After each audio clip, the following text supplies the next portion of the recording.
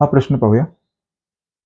हा प्रश्न आलाय 2024च्या प्रश्नपत्रिकेमध्ये 32 क्रमांकाचा असंख्यातील प्रश्न आहे. प्रश्न काय विचारलाय? वर्तुळाची त्रिज्या 2.5 सेमी व जीवा 3 सेमी असल्यास वर्तुळाची सर्वात मोठी जीवा किती सेमी लांबीची असेल? काय आहे? असा प्रश्न आहे.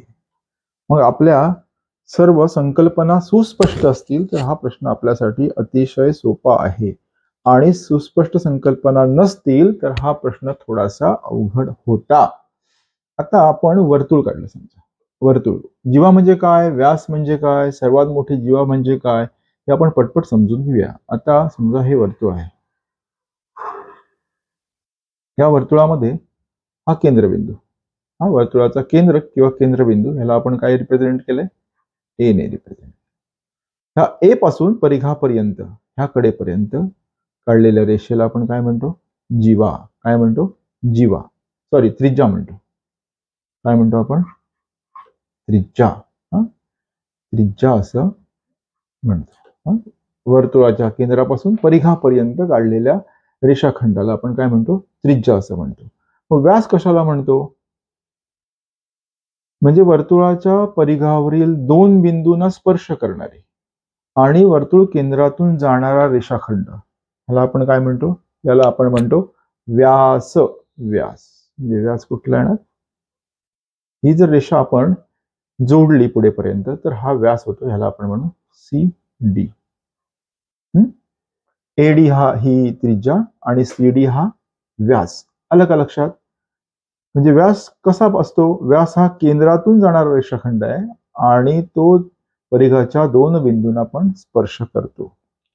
मग जीवा हे काय प्रकरण आहे?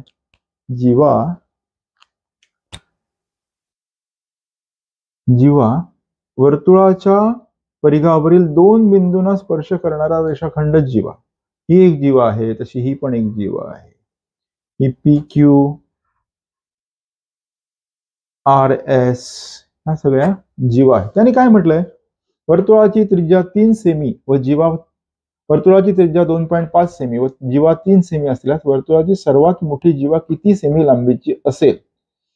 एक वाक्य नेहमी लक्षात ठेवायचं. वर्तुळाचा व्यास हा वर्तुळाची सर्वात मोठी जीवा असते. वर्तुळाचा व्यास हा वर्तुळाची सर्वात मोठी जीवा असते. त्यामुळे सी डी हा जो व्यास आहे तो वर्तुळाची सर्वात मोठी जीवा आहे. आता वर्तुळाची त्रिज्या किती आहे? वर्तुळाची त्रिज्या 2.5 सेंटीमीटर. व्यास किती असेल? तर त्याचं सूत्र असं आहे, व्यास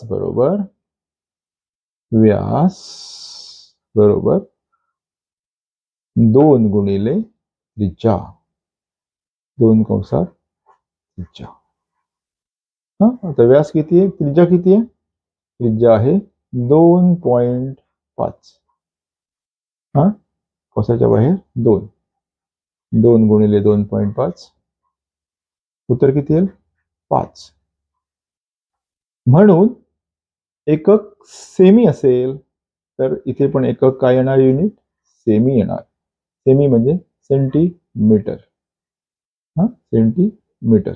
म्हणून वर्तुळाची त्रिज्या 2.5 सेमी असेल, जीवा 3 सेमी असेल तर वर्तुळाची सर्वात मोठी जीवा किती सेमी लांबीची असेल? या प्रश्नाचं उत्तर काय येईल? या प्रश्नाचं उत्तर येईल 5 सेंटीमीटर. म्हणजे पर्याय क्रमांक 2 हा पर्याय बरोबर आहे. लक्षात घ्या, जीवा 3 सेंटीमीटर ही तुमची फसगत करण्यासाठी दिलेली अतिरिक्त माहिती आहे, हे लक्षात घ्या. अशा प्रकारची उदाहरणं आली असतील तर काळजीपूर्वक सोडवा. वर्तुळ तुम्हाला संकल्पना कळली असेल, आवडली असेल तर व्हिडिओला लाईक करा, शेअर करा, सबस्क्राईब करा. अजूनही ज्यांनी चॅनल सबस्क्राईब केलं नसेल त्यांनी कृपया कृपया कृपया चॅनलला सबस्क्राईब करा आणि बेल आयकॉन दाबा, म्हणजे नवनवीन व्हिडिओ तुम्हाला पाहता येतील. धन्यवाद.